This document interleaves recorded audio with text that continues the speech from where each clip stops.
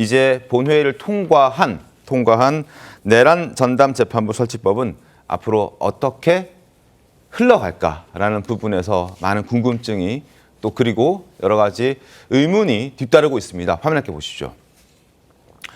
자, 법의 통과로 인해서 곧 이제 내란 전담 재판부가 설치가 될 겁니다. 서울중앙지방법원에 2개, 서울고등법원에 2개 이렇게 설치가 됩니다. 지금 서울고등법원을 보면 형사재판부는 모두 14개인데 여기에 재판부 2개를 추가합니다. 그렇게 해서 16개 재판부를 만들고 그 이후에 이제 무작위 배당하는 걸 골자로 하는 것인데 여기에서 여러 논란들이 발생하고 있습니다. 자, 과연 16개를 모두 놓고 무작위로 배당할 것인지 아니면은 다른 방법을 선택할 것인지 뭐 이런 논란들이 지금 뒤따르고 있고 특정 사건을 겨냥해서 재판부를 만들었다는 것 자체가 위헌이라는 법조계의 시각도 여전히 존재하고 있습니다. 임재 변호사는 어떻게 보십니까? 그렇습니다. 결국 내란 사건을 전담하는 재판부 설치 법안이 통과 수순을 밟고 있기 때문에 네. 설치는 이제 불가피한 상황으로 보이는데요. 그 이후에 어떻게 운영할지에 대해서는 여전히 물음표로 남아있는 부분들이 많습니다. 결국 지금 이번 법안의 골자는 판사회의에서 네. 어떤 재판부 전담을 할 것인지 어쨌든 의결하고 결정을 하고 사무분담위원회에서 재판부를 지정하겠다라는 것인데 적어도 처음에 위헌성이 있었던 부분 외부 인사가 법관의 어떤 인사에 관여하게 된다는 부분은 배제가 되고 네. 어찌 보자면 내부 조직이라고 할 수 있는 판사회의에 어떤 결정할 수 있는 재량 권한이 넓어진다는 점은 위헌성을 줄이는 요소라고 볼 수 있는데 그럼에도 불구하고 대원칙인 무작위 배당이라고 볼 수는 없습니다. 네. 무작위 배당은 말 그대로 뽑기처럼 통에 들어가 있는 사람들 중에 재판부 중에 누가 이 재판을 담당할지가 어찌 보자면 외부의 어떤 개입이 전혀 없는 상태인데 네. 이 판사회의라는 곳에서 어쨌든 이걸 결정할 수 있는 그런 권한을 갖게 된다면 우리가 지금까지 해왔던 방식과는 다르다. 네. 다만 외부 인사의 개입은 없기 때문에 사법부의 독립이 그 정도로 침해되는 것은 아니지 않냐라는 의견이 지금 동시에 나오고 있는 상황이고 어찌 운영될지가 아직은 많은 부분 결정된 부분이 없기 때문에 네네. 앞으로가 굉장히 중요할 것 같습니다. 지켜봐야 될 부분들이 상당히 많습니다. 자, 조희대 대법원장은 어떤 입장이었을까요? 목소리 들어보시죠. 오늘 내란 전담 재판부법 국회에서 통과될 전망인데 사법부 입장 혹시 있으실까요? 예, 같이 좀 검토를 하고 있습니다. 그러면 위헌성 덜어냈다고 하는데 아직 위헌 소지가 있다고 좀 보시는지. 좀 전체적으로 검토하고 있으니까 나중에 말씀드립니다. 오늘 통과가 되면 그 대법원 예규와 충돌하는 문제도 발생할 수 있는데 혹시 어떻게 해소하실 생각이신지요? 아직 그런 걸 같이 종합해서 검토하고 있습니다.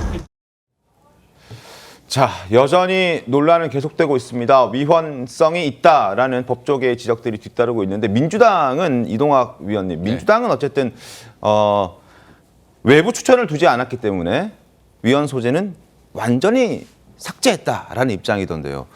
법조계의 의견과 좀 부딪히는 부분이 적지 않더라고요. 그래서 그 법조계가 어느 법조계를 얘기하시는지는 모르겠어요. 지금 나오고 있는 것은 뭐 다른 제가 아는 법조계에서도 이것은 위헌 사유가 안 된다. 그리고 다 이미 삭제됐다. 이렇게까지 네. 이제 주장을 하고 있는 데도 있고요. 사법부에서 혹시 뭐만 하면 혹은 야당에서 뭐만 하면 사법부가 위헌을 뭐 하고 있다. 혹은 사법부가 지난 대선 때 헌법 116조 선거운동의 기회균등 보장 네. 이것을 어긴 것에 대해서는 도대체 어떤 반성을 했는지 모르겠고요. 그다음에 이번에 이것도 지금 대법원에 예규를 만들었는데 실제로 그걸 처음부터 사실 했었어야 되는 거 아닌가요? 그럼 그거를 이제 와가지고 한다라고 하는 것은 그 동안에 본인들이 어떤 삼권 분립이나 이런 것들을 주장하면서 사실상 거기에 그냥 숨어 있었던 것에 불과하다. 그리고 오히려 예규를 만들었다는 건 법률로서 그거를 밑받침해 주는 것이 훨씬 더 튼튼하다는 의미를 가질 수가 있고요. 이 측면에서 사법부가 본인들의 신뢰가 이 망가졌던 이 과정에 대해서 다시 한번 돌아볼 필요가 있다라고 이제 생각을 합니다. 네. 그런 차원에서 민주당에서 지금 어쨌든 뭐 외부 인사가 추천한다는 등 외부 인사들이 들어가 가지고 뭘 한다는 등 하는 것들에 대해서는 다 그 비판을 수용하고 다 삭제를 했기 때문에 저는 위헌 시비 이런 것들은 여전히 야당이나 아니면 사법부 차원에서는 할 수 있겠다 보지만 네. 실제로 이 법 통과가 되게 되면 본인들이 아마 판단을 해야 될 겁니다. 이 부분에 대해서 이 충족을 시키는 하나의 예규를 뭐 좀 더 수정을 해가지고 만든다든지 그게 아니라면 본인들이 뭐 위헌 법률 심판 제청을 해야 될 텐데 그렇게 되면 더 혼란한 상황이 되겠죠. 사법부도 잘 판단을 해야 될 것이라고 생각합니다. 알겠습니다. 상황을 좀 지켜보죠. 그런데 윤석열 전 대통령의 내란 재판 2심부터 아마 내란 전담 재판부가 이 사건을 맡게 될 것으로 전망되고 있습니다. 이 법안의 당사자가 될 수 있는 윤석열 전 대통령의 변호인단은 위헌 법률 심판 제청 신청을 예고했습니다. 자, 그럼 어떤 일이 벌어지게 될까요? 화면 보시죠. 재판이 지연될 가능성이 굉장히 높아집니다. 자, 위헌 법률 심판 제청하겠다. 헌법재판소에 보내겠다. 만약에 받아들여지면 헌법재판소의 판단이 나올 때까지 재판은 멈추게 됩니다. 그러면 재판 전면 중단 가능성, 당연 자연스럽게 재판은 지연될 수밖에 없고 민주당이 원하는 신속한 재판은 불가능해지는 것 아닙니까? 최병천 의원님.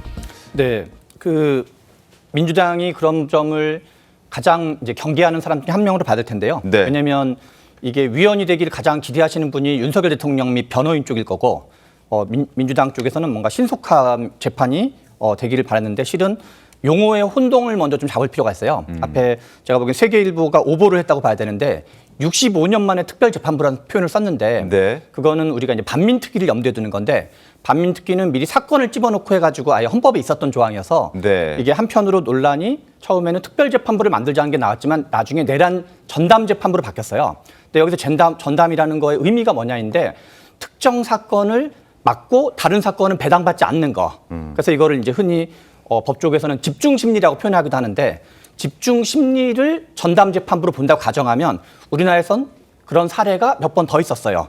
대표적인 사례가 전두환 노태우와 관련되었던 12.12 및 5.18 사건에 대해서 다른 사건을 일체 맞지 않고 집중심리하는 전담재판부를 운영한 적이 있었고 두 번째는 우리가 잘 아는 박근혜 전 대통령의 국정농단 사건 때도 다른 사건을 다 배제하고 이것만을 전담한 적이 있었고 심지어는 삼성전자 이재용 회장 사건이 있을 때도 다른 사건은 다 배제하고 이것만 집중심리를 전담을 한 적이 있었거든요. 네. 그래서 용어를 정확하게 쓴다 그러면 집중심리 전담재판부란 말이 맞는 거고 특별재판부란 용어는 적절하지 않은 거다. 그래서 65년만 했던 말은 부적절하고 추가로 지금 민주당이 만든 거는 민주당 내부나 지지자들 중에서는 야, 대법원 얘기랑 뭐가 다르냐라는 비판이 있을 정도로 수정 그리고 위헌 논란을 다 반영을 했거든요. 그렇군요. 핵심 내용은 뭐냐면 법안 핵심 내용은 앞에서 말씀하신 것처럼 판사회의 및을 만들어 사무분담위원회에서 디테일한 안을 만들면 그 안을 가지고 하겠다라는 거예요.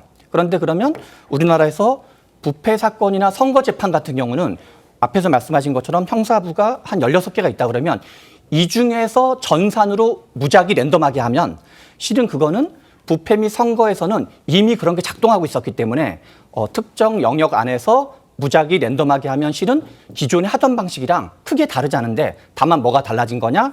전담 집중심리가 하는 게 달라진 거다라는 점에서 저는 부분적으로 의미가 있고 부분적으로 위헌 논란은 다 피해가는 거를 민주당이 염두에 두고 만들어서 이걸 보고 계시는 국민들이 걱정하지 않으셔도 된다 생각이 듭니다. 알겠습니다.